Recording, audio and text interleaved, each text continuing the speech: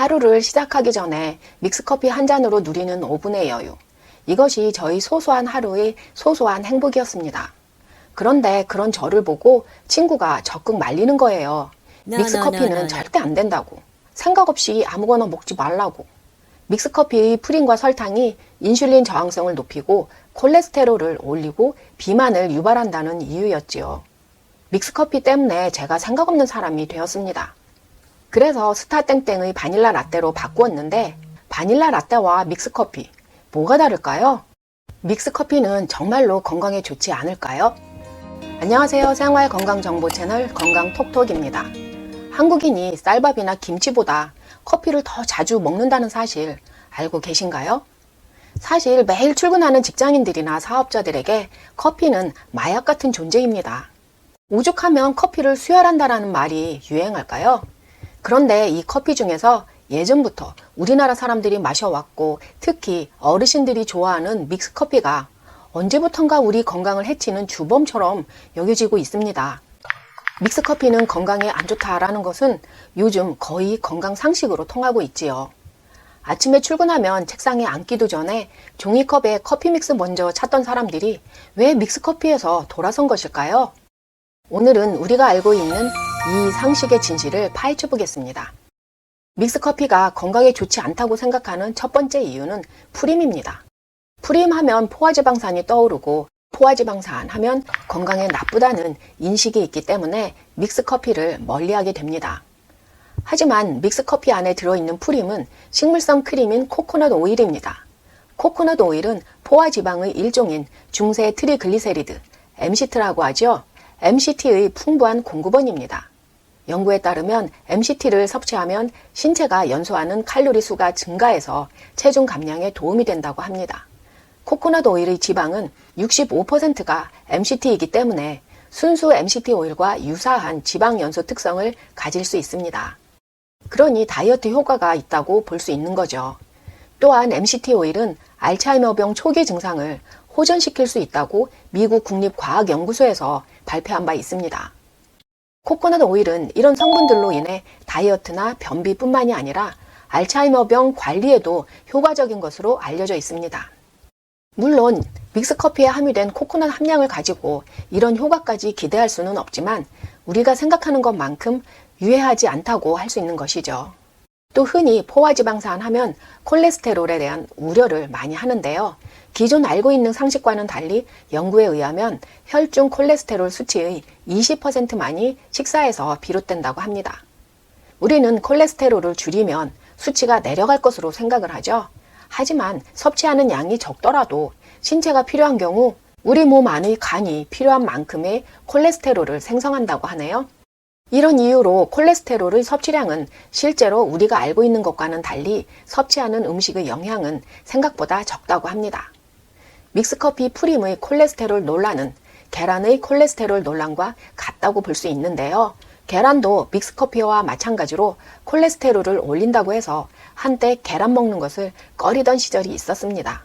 그런데 음식에 함유되어 있는 콜레스테롤은 혈중 콜레스테롤을 많이 올리지 않는다는 연구 결과가 발표되면서 계란이 다시 단백질 식품 최고 등급으로 올랐지요. 그래서 예전에는 포화지방을 많이 섭취하면 심혈관 질환 발병 위험이 증가한다는 의학계의 추세였는데 최근 들어서는 불포화지방이 좋지만 포화지방 섭취가 건강에 꼭 나쁜 건 아니다 라는 추세로 돌아섰습니다. 그렇기 때문에 믹스커피에 들어있는 프림이 몸에 나쁘다고 하는 건 매우 특이한 케이스만을 가지고 판단하거나 상당히 부풀려진 부분이라고 말할 수 있겠습니다. 믹스커피가 건강에 좋지 않다고 생각하는 두 번째 이유는 설탕입니다. 믹스커피에 있는 단순당인 설탕이 혈당을 높인다고 알려져 있는데요. 실제 믹스커피에 들어있는 설탕의 양은 6g 정도로 칼로리는 50칼로리밖에 나가지 않기 때문에 우리가 아무렇지 않게 마시는 우유 한 잔이 200칼로리에 달하는 것과 비교해 볼 때 믹스커피의 칼로리는 생각만큼 우려할 만한 수준은 아닌 것이지요. 여기서 잠깐 스타땡땡의 바닐라 라떼와 비교해 볼까요? 바닐라 라떼 그람대 한 잔은 250칼로리에 설탕이 무려 35g이나 되네요. 믹스커피를 탈 때 일회용 종이컵이 3분의 2 정도 물을 부으니까 150ml 정도 되고 바닐라 라떼 그란데 한 컵이 473ml니까 믹스커피 양을 바닐라 라떼 양만큼 늘리면 믹스커피 당이 18.9g에 158칼로리. 바닐라 라떼 한 잔보다 믹스커피의 당과 칼로리가 적은 것을 바로 알 수 있지요. 물론 당과 칼로리만으로 건강을 논할 수는 없지만 달달한 믹스커피가 취향인데 믹스커피가 건강에 안 좋다고 바닐라 라떼로 갈아탈 필요는 없다는 얘기입니다. 믹스커피는 인스턴트 커피이고 아메리카노나 바닐라 라떼는 프레시 원두를 사용하니까 생원두와 인스턴트 커피를 비교해 볼까요? 인스턴트 커피는 분무 건조 커피와 동결 건조 커피가 있습니다. 분무 건조 방식은 커피 추출물을 뜨거운 공기에 분사하면서 건조시키는 방식이고 동결 건조 방식은 커피 추출물을 냉동해서 작은 조각으로 자른 다음 낮은 온도에서 건조하는 방식입니다. 두 가지 방식 모두 커피의 품질이나 향미, 풍미를 모두 보존합니다. 인스턴트 커피는 생원두가 가지고 있는 건강상의 이점을 모두 가지고 있지만 생원두보다 한 가지가 많고 한 가지는 적은데요. 한 가지 적은 것은 카페인입니다. 생원두에 비해서 인스턴트 커피는 카페인 함량이 적습니다. 커피 추출물을 건조하는 과정에서 카페인이 줄어든 것이지요. 카페인 섭취를 줄여야 하는 분들에게는 희소식이 아닐 수 없네요. 생원두보다 인스턴트 커피에 더 많은 것은 아크릴 아마이드입니다. 이것은 커피빈을 로스팅할 때 형성되는 유해한 화합물인데요. 다량의 아크릴 아마이드는 신경계를 손상시키고 암 위험을 증가시킬 수 있습니다. 그러나 아크릴 아마이드가 생원두보다 많기는 하지만 해로울 정도로 간주되는 양은 아니라고 합니다. 이 아크릴 아마이드라는 것은 인스턴트 커피뿐만이 아니라 생원두에도 많이 볶을수록 다크로 갈수록 많아지니 이것 때문에 믹스커피가 블랙커피보다 건강에 좋지 않다라고 말할 수는 없겠지요. 참고로 최근 우리나라에서 연구한 믹스커피와 대사증후군과의 연구 결과를 살펴보면 서로 상관관계가 없다는 것으로 결론이 나왔습니다. 이 연구에서는요, 2013년에서 2016년까지 4년간의 국민건강 영양조사를 바탕으로 진행되었습니다. 커피를 마시지 않는 그룹과 블랙커피를 마시는 그룹, 믹스커피를 마시는 그룹의 삶의 질 수준은 어떠한지, 또 대사증후군과의 어떤 관련성이 있는지 연구했다고 합니다. 평범하고 건강한 남녀를 대상으로 했다고 하는데요. 재미있는 사실은 하루 총 에너지의 20% 이상을 당으로 섭취하는 비율을 보면 각 그룹 간의 총 당류 섭취량은 커피를 마시지 않는 사람이나 블랙커피나 믹스커피를 마시는 사람들이나 전부 큰 차이가 없었다는 겁니다. 즉 우리가 당을 줄여보겠다고 믹스커피 대신에 블랙커피를 먹어도 이미 다른 많은 식습관을 통해 총 당류는 초과하고 있다는 것이죠. 그래서 그럴까요? 블랙커피 마신 사람들이나 믹스커피를 마신 사람들이나 복부비만, 고혈압, 고혈당, 고중성지방, 낮은 HDL 콜레스테롤 간의 유의미한 차이는 없었다는 결과를 도출하고 있습니다.